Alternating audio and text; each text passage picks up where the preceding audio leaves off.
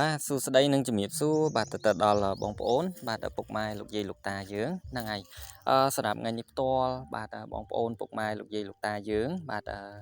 ជួបខ្ញុំបាទទៀតហើយបាទក្នុងការថតបាទក៏ដូចជាការផ្ដិតជូនណាបាទនៅវីដេអូរបស់ខ្ញុំបាទតែងតែធ្វើការផ្ដិតជូនក៏ដូចជាការអាប់ឡូតជូនទៅកាន់ពុកម៉ែបងប្អូនយើងបាទនៅតាមបណ្ដាញសង្គម social media បាទជាច្រើនដូចជា Facebook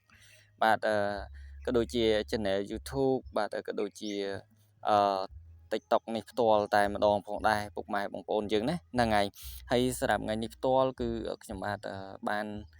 មូលមតិបាទជាមួយបងប្អូនយើងនៅក្នុងភូមិបាទតែម្ដងបាទធ្វើបុណ្យបាទដាសាលានបាទដើម្បីបាទរំលឹកនឹកគុណក៏ដូចជាការធ្វើការបាំងឆ្កោទៅដល់ញាតិកាជីដូនជីតារបស់យើងណាដែលគាត់បែកបាក់ចែកកាយរំលែកខន្ធទៅកាន់លោកខាងមុខបាទហ្នឹងហើយបុណ្យដាសាលាននេះគឺជាប្រពៃណីបាទក៏ដូចជាទំនៀមទម្លាប់បាទរបស់ដូនតាយើងបាទដែលគាត់តែងតែបន្សល់ទុកបាទតគ្នាណាបងប្អូនយើងបាទពីមួយជំនាន់ទៅមួយជំនាន់នោះតែម្ដងផងដែរបាទអញ្ចឹងគឺរាល់ការធ្វើការច្រូតកាត់បាទរួចរាល់ណាបោកបែនអីរួចរាល់ជើងប្រមូលផលទុកដាក់អីរួចជាការស្រេចក៏ធ្វើការរៀបចំបងប្អូនបាទនៅពិធីបុណ្យនេះឡើងបាទដើម្បីដោយតែខ្ញុំនិយាយខាងលើអញ្ចឹងបងប្អូនបាទដើម្បីឧទ្ទិសកុសលជូនទៅដល់ញាតិកាជីដូនជីតារបស់យើងណាហ្នឹងហើយគឺយើងធ្វើការរៀបចំបាទនៅចង្ហាន់បាទដើម្បីប្រគេនព្រះសង្ឃណាបាទហ្នឹងហើយដើម្បីឆាន់បាទនឹងឧទ្ទិសកុសលជូនទៅដល់ជីដូនជីតារបស់យើងនោះផងដែរបាទអញ្ចឹងគឺឃើញថាមីងមាបាទពូមីងលោកយាយលោកតាបងប្អូនយើងបាទនៅភូមិបាទរបស់ខ្ញុំបាទផ្ទាល់តែម្ដងផងដែរនោះបាទគឺឃើញថាគាត់រួបរួមបាទនឹងសាមគ្គីបាទតែងតែចូលរួមបាទក្នុងកម្មវិធីបុណ្យដាសាលាននេះបាទនឹងហើយតែម្ដងបាទអញ្ចឹងសម្រាប់ឆ្នាំក្រោយទៀតបាទខ្ញុំបាទនឹងធ្វើការផ្ដិតជូនបាទក៏ដូចជាការថតជូនទៅកាន់បងប្អូនបាទលោកយាយលោកតាយើងបាទដើម្បីជាការមើលកំសាន្តបាទក៏ដូចជាទំនៀមទម្លាប់ភូមិបាទរបស់ខ្ញុំហ្នឹងហើយបងប្អូនយើងមើលបាទដូចខាងស្រុកភូមិរបស់បងប្អូននោះទេអញ្ចឹងណាបងប្អូនយើងបាទហើយសម្រាប់បងប្អូនយើងដែលគាត់តែងតែមើលបាទនៅវីដេអូរបស់ខ្ញុំបាទនេះផ្ទាល់ផងដែរនោះបាទបើពុកម៉ែនិងលោកយាយលោកតាយើងបាទដែលគាត់មិនទាន់បានធ្វើការជួយណាបាទចុចជាវបាទឬក៏ចុចបាទគេហៅថា Subscribe បងប្អូនបាទជាភាសាអង់គ្លេសបងប្អូនបាទសូមមេត្តាជួយណាបាទចុចជាវនិង Subscribe បាទនៅ Channel របស់ខ្ញុំបន្ថែមផងបងប្អូនបាទដើម្បីទទួលបាននៅរាល់វីដេអូបាទដែលថ្មីដែលខ្ញុំបាទធ្វើការ upload បាទចូលទៅកាន់បណ្ដាញសង្គម social media ដូចជា Facebook បាទ TikTok YouTube អញ្ចឹងទៅបងប្អូនណាបាទហើយសម្រាប់បងប្អូនណាបាទដែល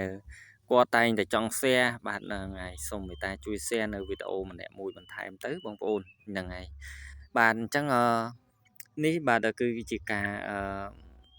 រៀបចំបាទជាចង្ហាន់បងប្អូនដើម្បីឲ្យប្រសង់បាទឆាន់ណាហ្នឹងហើយបងប្អូនយើងបាទហ្នឹងហើយបើសិនជាខ្ញុំបាទធ្វើការនិយាយទៅបាទមិនសមរម្យបាទដោយប្រការណាមួយបាទឬក៏ខុសបាទនៅពាក្យពេចន៍ណាបាទបងប្អូនបាទក៏សូមអធិស្ឋានផងដែរបាទព្រោះខ្ញុំធ្វើការនិយាយបាទមិនសូវជាប្រសពប្រមាណនោះទេបងប្អូនណាបាទហ្នឹងហើយបាទអញ្ចឹងបងប្អូនយើងឃើញ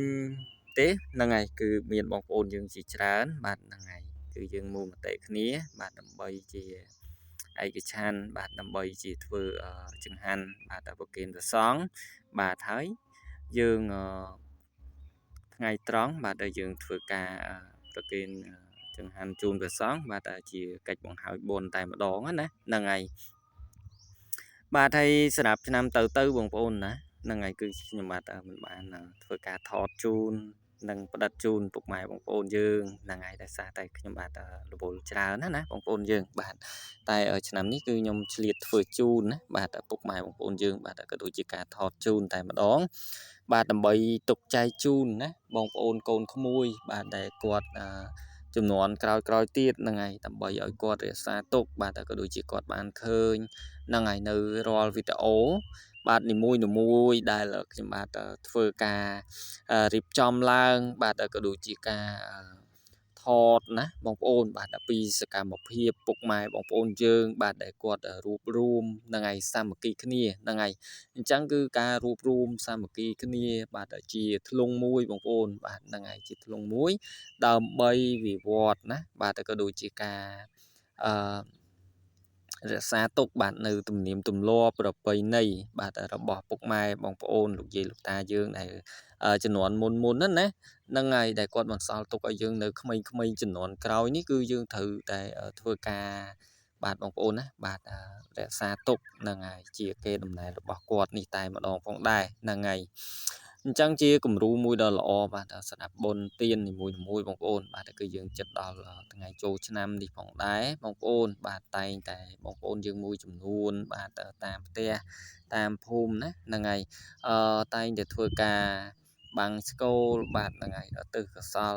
ផលបុណ្យបាទជូនទៅដល់ញាតិកាជីដូនជីតារបស់យើងបាទដែលគាត់បែកបាក់ចែកកាយរំលែកខន្ធទៅកាន់លោកខាងមុខនេះផងដែរហ្នឹងហើយសូមទទួលយកនៅផលបុណ្យកុសលបាទដែលកូនដែលចៅ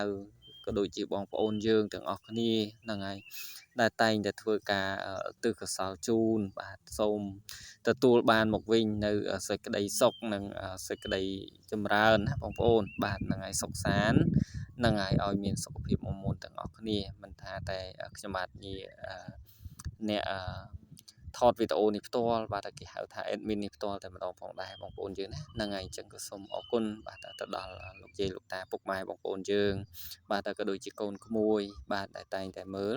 បាទនៅវីដេអូរបស់ខ្ញុំបាទនេះផ្ទាល់តាំងតែពីដើមនៃវីដេអូបាទរហូតទៅដល់ទីបញ្ចប់នៃវីដេអូនេះផ្ទាល់តែម្ដងផងដែរជូនពរបាទទៅដល់បងប្អូនយើងឲ្យមានសុខសុវត្ថិភាពបាទមិនថាតែទៅធ្វើដំណើរទីចិត្តបាទឬក៏ទីឆ្ងាយនោះទេបាទប្រកបដោយសុខសុវត្ថិភាពទាំងទៅទាំងមកបងប្អូនណាបាទគឺយើងគៀកចូលរដូវបុណ្យចូលឆ្នាំបាទបងប្អូនយើងភាគច្រើនមួយចំនួនបាទគឺទៅលេងស្រុកខាងម្ដាយក្មេកបាទនៅខាងឪពុកក្មេងអញ្ចឹងទៅបងប្អូនណាហ្នឹងហើយអញ្ចឹងក៏សូមជូនពរបាទអរគុណនិងជំរាបលាបងប្អូនណាបាទសំណាងល្អទាំងអស់គ្នា